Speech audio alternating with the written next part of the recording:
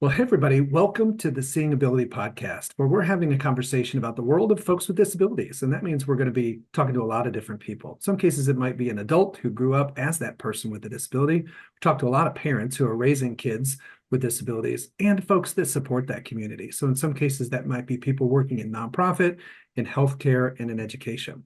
First of all, I know you got a lot of choices when it comes to what you listen to, so I appreciate you tuning in and being with us here today. And I think you're going to really enjoy my guest because she's got that firsthand perspective being a parent. Anna, welcome to the podcast. Hi, thanks for having me. While we talk about this world of folks with disabilities, we all are just people. So we like to meet our guests with what we call the Fast Four. Now, my good friends at Reliable Tech Help are sponsoring the Fast Four. You can reach them for all your tech needs at 502-797-7399. We'll start off with, what is your go-to favorite food? M&Ms, peanut M&Ms, they are my guilty pleasure. I knew I liked you, but the level just went up a notch. If we were to look at your playlist and see some of your favorite music, what would we find on it? So I range pretty much everything except for jazz. But when I'm having a rough day, Born for This by the Scores has been my go-to. Okay, I like it. What about your favorite TV show or book you've been into lately? So we're a Disney household, so pretty much everything we watch is Disney.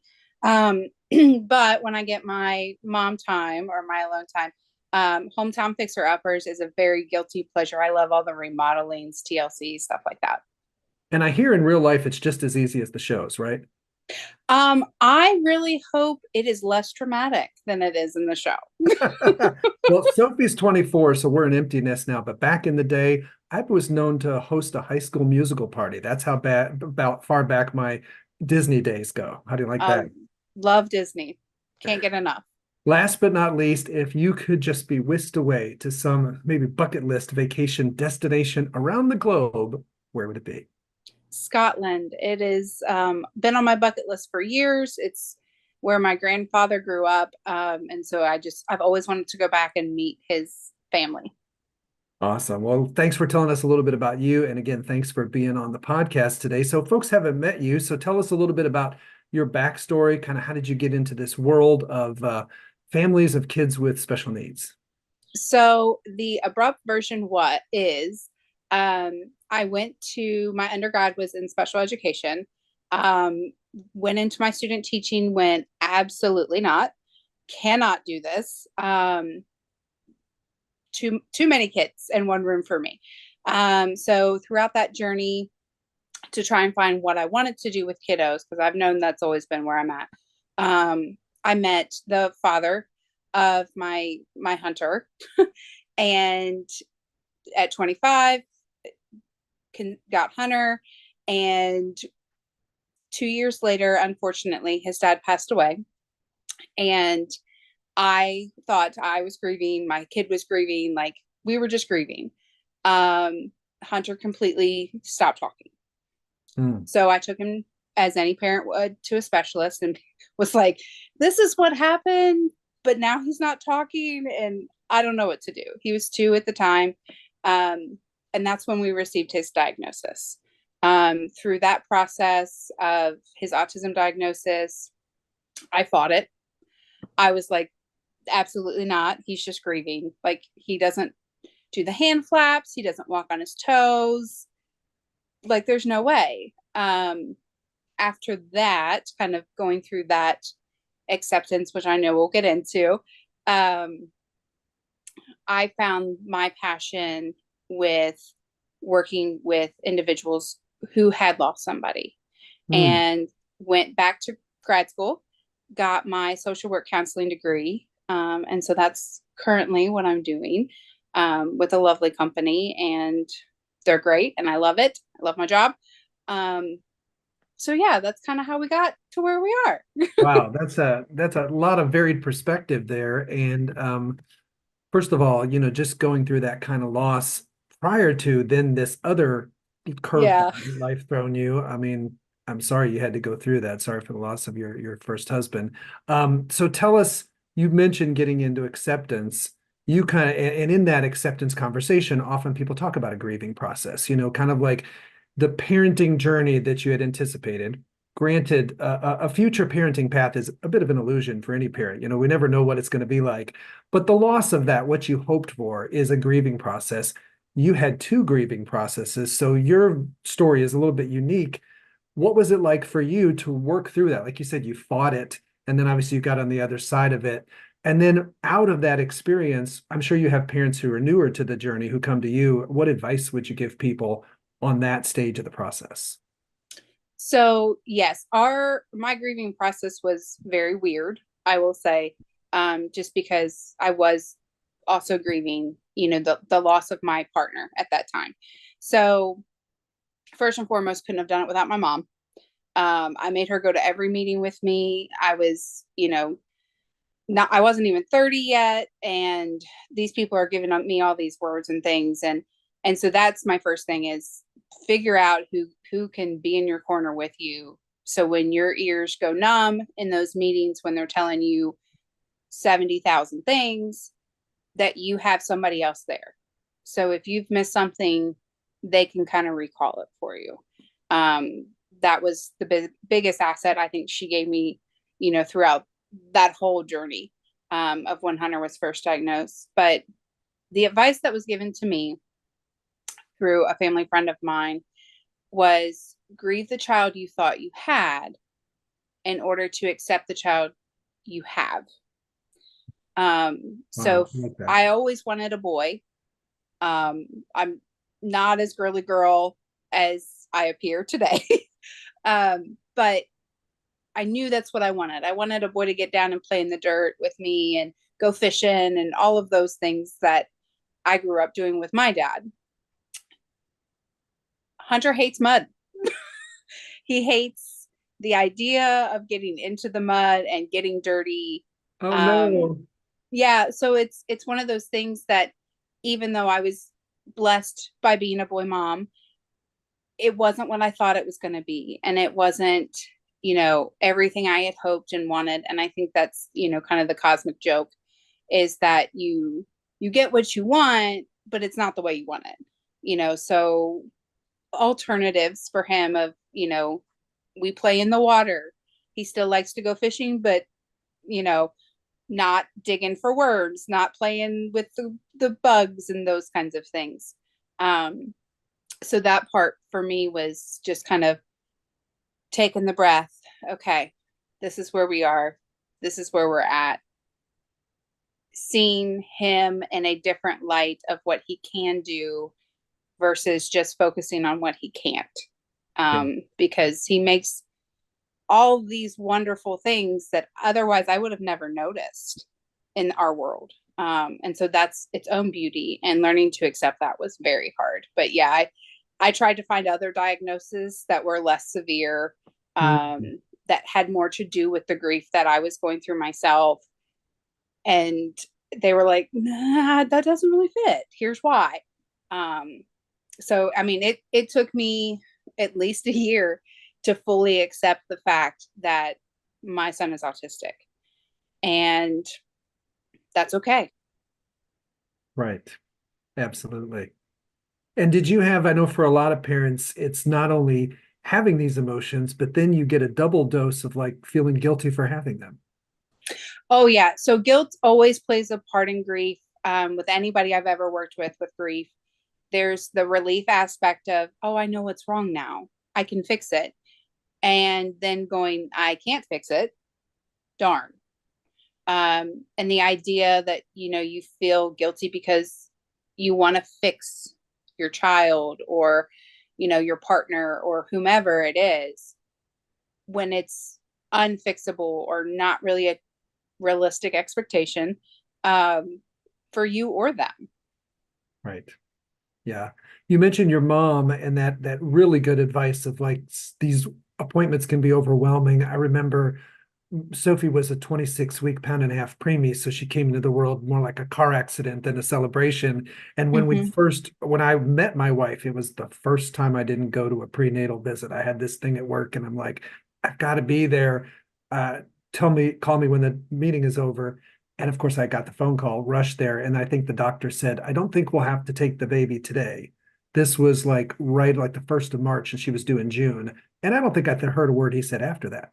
Yeah. So that idea of having that second person with you during the appointment is really good. But your mom is a good segue into like, once you get through acceptance and you realize, okay, this is where we are, and you learn to see the good things, not focus on what he can't do, you go about building your village and finding the resources and the people who are going to help you navigate this.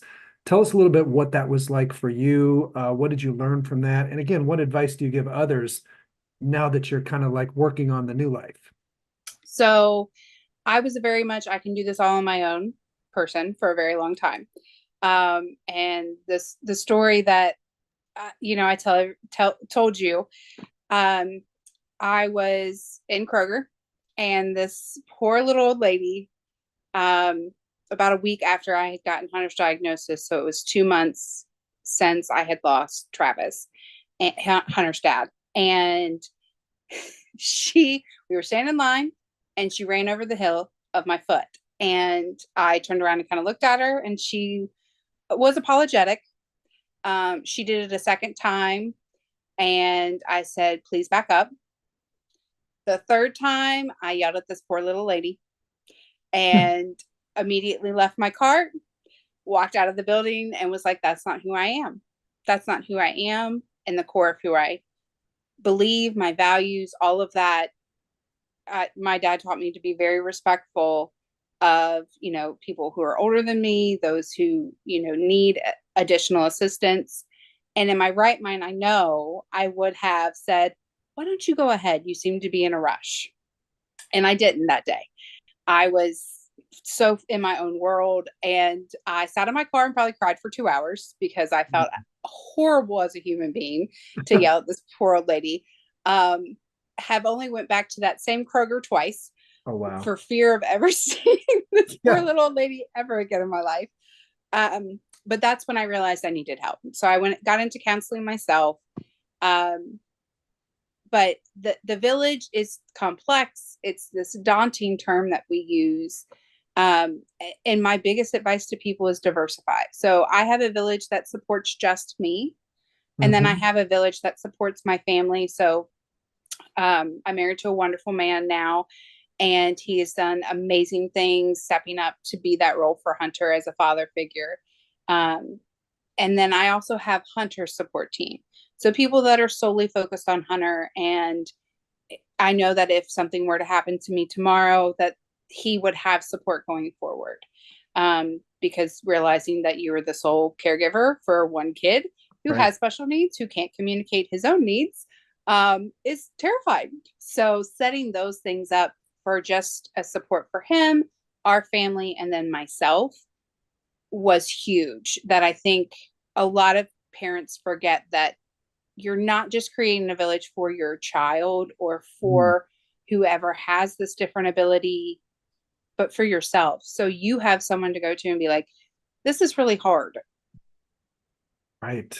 Yeah, that's a great, I think you might be my first guest to articulate it that way of like, typically it is all about the village is about taking care of your kid, but you kind of lose that idea of like, this is a different journey and it has different challenges on the parent, and having people that are there for you, just recognizing that that's a big one. Yeah, I hope it made sense. Yeah, absolutely. It did for me. I mean, I think it's the one thing that people overlook. And I think, like you said, that moment that luckily probably isn't out on YouTube. We're glad for that. Um, Yeah. it was a bit of a wake-up call that you weren't in a good space. Yeah. And you didn't Well, choose and as your best self that day. right. And it was, in disguise a blessing. You know, it got me to a therapist who was like, you're a you're in a therapist office, but you're meant to be in my seat. And so that kind of started me on, my social work journey and getting me to where I am today.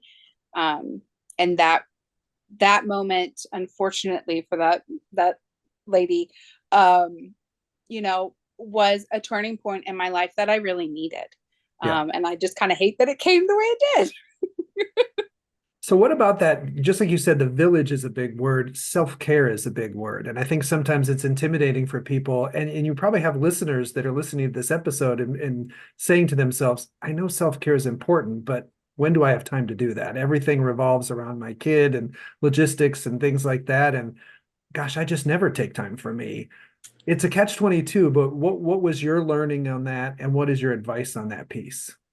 So, first and foremost, my therapist was, how are you going to pour from an empty bucket? Mm, If I'm not doing things that, instill joy in me, whether that's by myself or with a friend or even with my kiddo, um, then I have no joy to give others.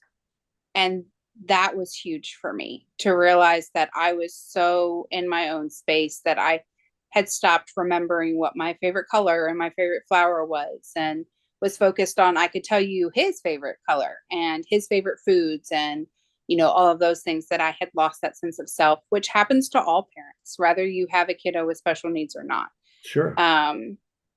But realizing that I can't benefit my child without that sense of who I am and what my purpose is and what fulfills me. Because if you don't have joy, you can't see joy, Mm, which was very interesting to learn. So I had horrible self-care, obviously, or I wouldn't have, lost control the way I did. mhm. Um, Now I take a day. I take one day a month, and I don't work. I go get my nails done or my hair done, or I go see a movie by myself. And I take myself out for lunch. And I always do it on a day where Hunter's at school, so I don't have to worry about childcare. I sleep in that day. I get up around 9. I don't have to pick him up till 2:30, and I do whatever I feel I need to do that day. Some days it's just sit and cry. Other days it's watch, a scary movie or a sad movie, or, you know, like I said, going to get my nails done. That's something I make sure I do. I make sure I get my nails done every month. I know that's not something everybody can afford to do, but you can sit at home and do your nails. Dollar Tree has a bottle of fingernail polish for $1.25. You can find that in your couch cushion. Um, those kinds of things is just, you can't fill from an empty bucket. And that concept is really hard for a lot of people to understand, but I think is a very important one.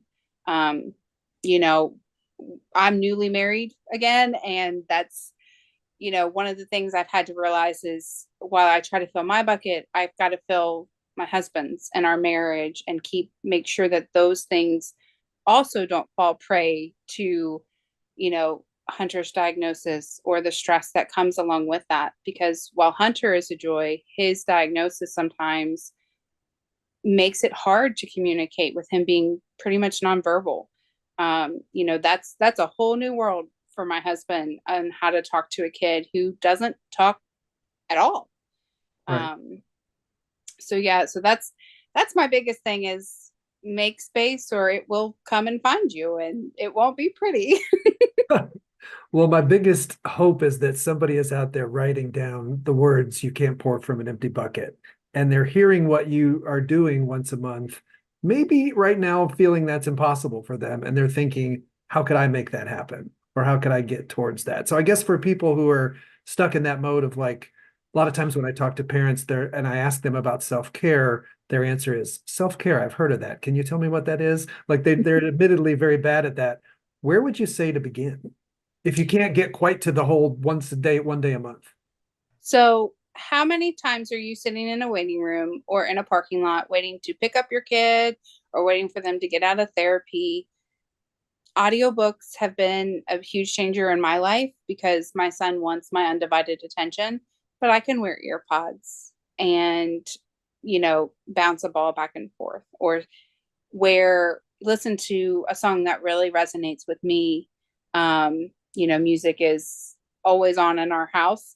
I was listening to it before I logged onto this, but those small moments of waiting in your car, or while you're waiting for them to get out of therapy, or when they're having a meltdown, taking the time and letting them have that, where they're safe, right? Because we've all left the grocery store because our kiddo is overstimulated, and so we're sitting in the car and they're screaming and crying and you're crying, and just taking that breath and popping in an ear pod and listening to something that brings you joy, whether that's 2 minutes or 5 minutes, in those stolen moments where 90% of the world scrolls through TikTok to disassociate from whatever's going on, or Facebook or whatever.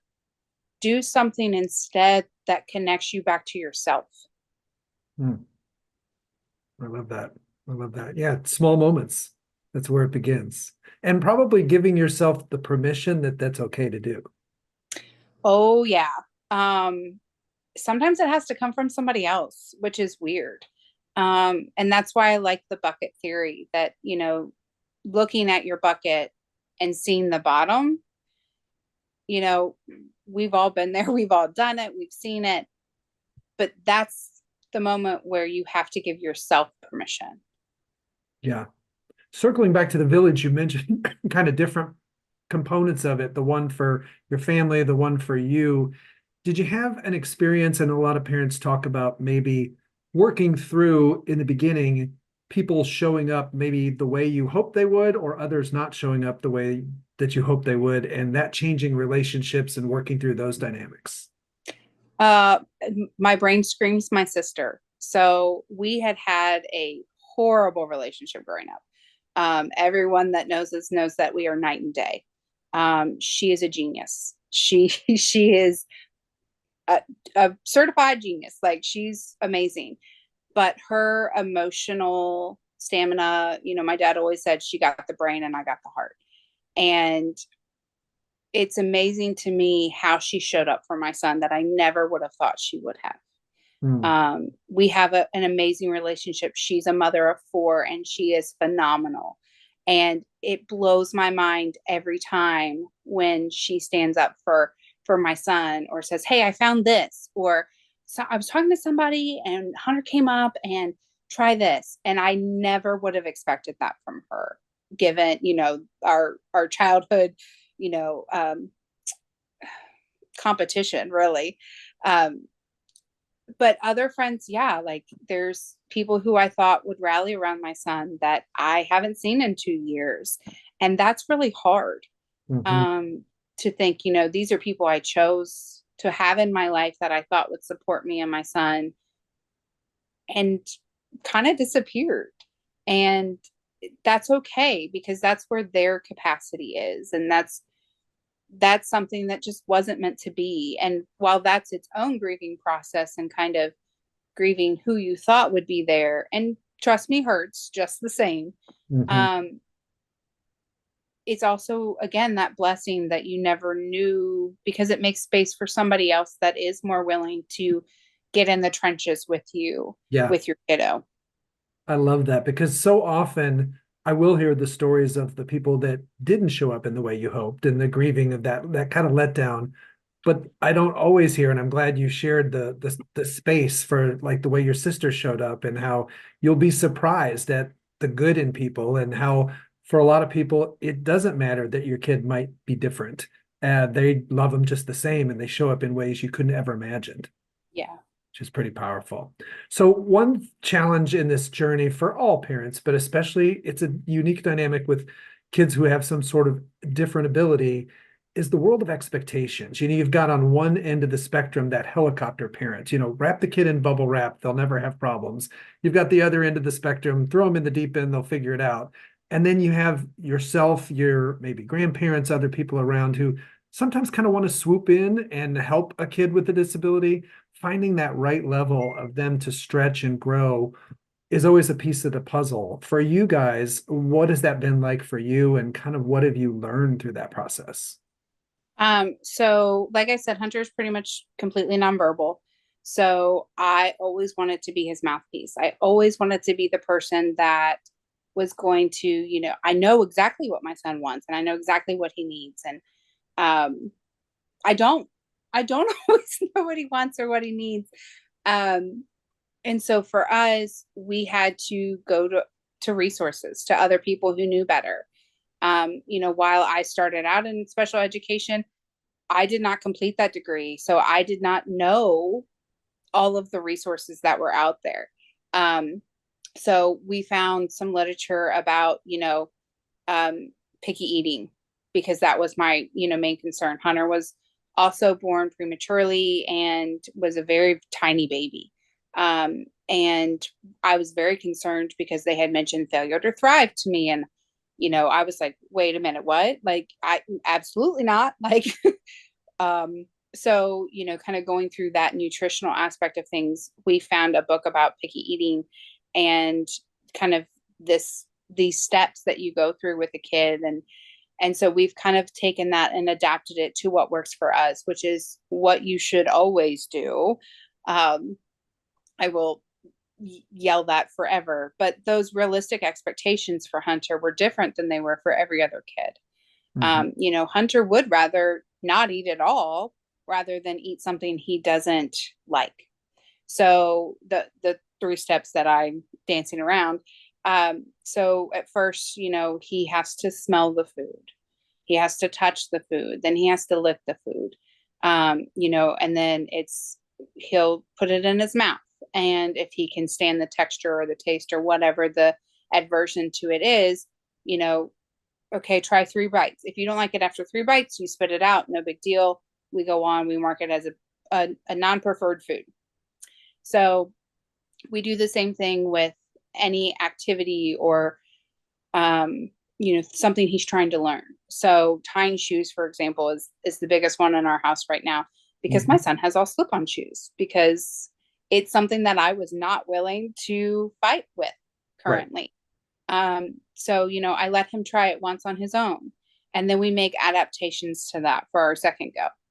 And I show him, or we've watched YouTube videos on it, or I model on one foot. And then the third one is I let him try it again after we've done the refresher or whatever the accommodation is for that thing.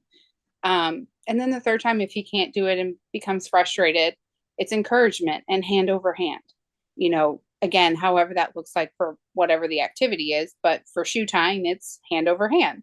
So I show him, you take it through the loop and you go through, and then letting your kids see you make mistakes and being like, oh man, I messed that up, because I've made wrong bunny loop ears before too. And that's okay. So those kind of moments where I want to be a helicopter mom and I want to just be like, no, no, no, no, no. Um, that doesn't help him grow. That doesn't help him be Hunter. Right. And that's hard. Yeah. If I have to sit on your hands a little bit. Yeah. Yeah. And I will say his dad is very much, well, okay, but he can do it. And we've tried so mmany different sports, and now he's in karate and he's a purple belt and he's so excited and loves karate. And you know they always, yes sir. And Hunter finally has started answering when they ask him things or when they do things with him. And Wow. that communication there, the first time he did it, I cried right there in front of everybody in the dojo. And I'm typically a pretty private person, but that was a moment for me that I was like, okay, we found our thing. And every kid has a thing. It doesn't matter if it's drawing or karate or basketball or, you know, being able to count and identify leaves or bugs or whatever. But every kid has a gift. And that beautiful journey and hard journey to find for your kiddo is so rewarding. Yeah, And you absolutely. got to step back and let them do it. And I think it's, I think most parents, especially parents of kids with special needs, would be the first to not want the outside world to place limits on their kid, and what they're capable of. The harder thing is to identify when you're doing it. When Mm-hmm. you're maybe making the assumption of what they can't do versus like what you said, what's the harm in letting them try? Yeah. That ability to let them fail and let them take risk. The adults I've interviewed that have a disability say, one of the best things my parents did is they let me learn how to fail. They didn't take it easy on me. They treated me like my other siblings, and they let me make mistakes and learn from it, because that's where the learning comes in. But it's hard, because I think the tendency sometimes for the community around a kid with all these other challenges is, gosh, they face so much on a daily basis. Let's make this part of life easier for them. Yeah, and I think it's a safe place to fail. For adults, for parents, for kids, despite the ability, um, it's knowing that they have somebody that's going to go, but you tried. And okay, we know where you got stuck. We know what your barrier was. So let's try this again in a different way. Or, look at this from a different perspective. The internet is vast and so many people have so many ideas that you can Google things and they will show you 1,000 different ways to complete the same exact task. And while that can be very overwhelming, it's also an incredible blessing and resource to have in our day and age that a lot of people didn't in the past. But yeah, allowing yourself that it's okay if my kid doesn't do this the first time or the first 50 times, those reasonable expectations for yourself and your kiddo that you're going to fail. You're not a robot. You weren't meant to be. Absolutely.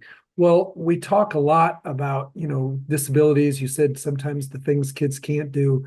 I wanted to ask you about probably a fun subject to talk about, the things you love about Hunter and the things he does now that kind of amaze you, maybe if you think back to when this all began. So, Hunter, he's just this crazy, amazing kiddo. He can mimic voices um, off of movies from, watching them from 5 seconds. He currently is talking like Woody Woodpecker and does the laugh. And we have dinner every Thursday night with my parents, and he did that laugh at something my dad had said. And my dad was like, wow, that's impressive. And to know that, like, that's something that if Hunter chooses, he could turn into a career, and I could be watching my son in a Disney movie one day do a voiceover. Just the fascination that he's gone so high up in his karate and can do those moves when, 3 years ago, I couldn't get the kid to hold a pencil, like to write his name or any of those things. We do a lot of physical education movement, which essentially is where you keep them moving while you're teaching. So Hunter is learning to spell 3-letter words by playing basketball. And, we say the word, we sound it out, and every bounce, he, does the sound, or he does this letter that goes with the sound. So just adapting what he is expected to do for his age level in a way that is responsive and engaging for him. But yeah, like he loves animals. Luckily, he has access to, my parents' farm, and we'll go out and he can pet and play with horses and cows that most people can't get 3 inches, close to without them running off. And it's amazing to me just how his calming nature that he has. He's just, I could talk forever about him, but yeah, just that progress of seeing him in, his special interests and his natural gifts, and see, once you nurture those, how much that changes their world. Wow. Well, thank you for sharing that. I know it's tough to talk about your favorite subject. So let me ask you this. Let's say that we brought you into a local hospital. They have some families who have kids with a variety of diagnoses. Maybe they're under 3 years old. They're caught up in that little bit of anxiety, worry about the future. What's it going to be like for my kid? And they bring you in as a mom to share your journey, and you get to give them 3 pieces of advice. I know that's hard because you could give them 50. What would be your 3 pieces of advice that kind of you've learned along the journey that you'd want to impart to them? So first and foremost is feel those emotions, cry. It's okay. The second one is learn how to fill your bucket. And then the third would definitely be build a very strong village that can have your back, because there are going to be battles and difficulties and struggles. You know, I know we talk a lot about like IEPs and school systems and stuff like that, but even beyond those years, looking to your future, that every parent does as soon as they get that diagnosis. What is their adulthood going to look like? What's going to happen when I die? All of those things. There are thousands of teams out there that are willing and have done this before and will and can support you in that. So finding your core team of who's going to help you get through these moments so you can look onward and into the future for those bigger moments or more challenging things that you're not an expert in, because you're not going to be. You're the expert in your child. And so that's where your strength lies. They're the expert in their field. So when you combine the two of those, it's going to be amazing. That is pretty good off the cuff three points. I think I'm gonna have to do a mic drop right there because that's pretty good stuff. Anna, thank you so much for sharing your story today. I thank you guys for listening. My goals with this podcast are really threefold. One is I think you listen to an episode that's always education. There's going to be something you take away that's helpful. Two is it's not an easy journey, parenting in general, but especially parenting of a kid with special needs. So we all need that extra boost of motivation. I don't know about you, I felt excited just listening to Anna today. I hope you did too. And then the third is we want this podcast to just be another layer of your community, part of your village, nodding your head when you listen, because these are people who get you. And if you enjoyed today's episode, we would love you to go to our Facebook page, follow the podcast, give this, when we post this episode, a like, and then obviously share it with others. Our goal is to get this in the ears of every parent who could benefit from it, everybody who's in this community who supports folks traveling this path. So Anna, thank you so much for being here. I really loved it. Thanks for having me. It was great. All right, everybody. Thanks for listening. We'll see you next time.